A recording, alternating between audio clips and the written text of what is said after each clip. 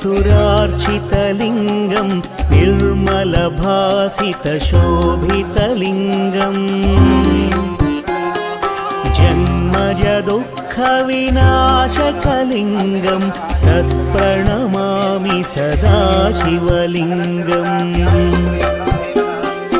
देवमुनिप्रवरार्चितलिङ्गं कामदहनकरुणाकरलिङ्गम् रावणदर्पविनाशनलिङ्गं तत्प्रणमामि सदा शिवलिङ्गम्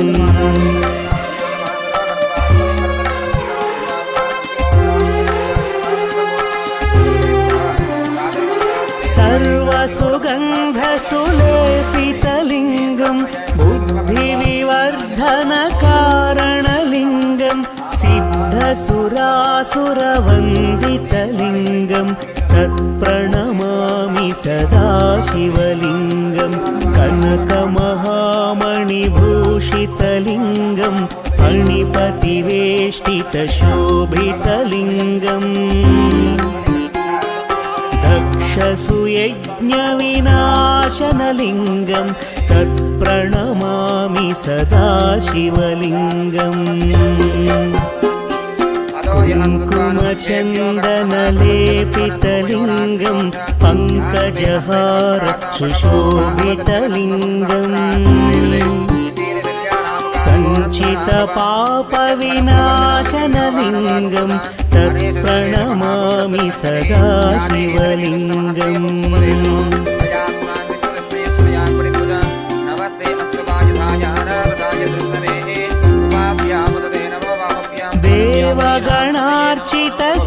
देवगणार्चितसेवितलिङ्गं भावैर्भक्तिभिरेव च लिङ्गं दिनकरकोटिप्रभाकरलिङ्गं तत्प्रणमामि सदा शिवलिङ्गम्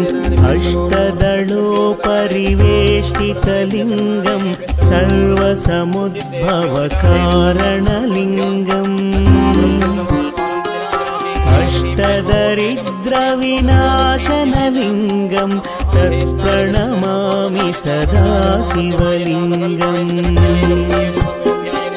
सुरगुरुसुरवरपूजितलिङ्गं सुरवनपुष्पसदार्चितलिङ्गम्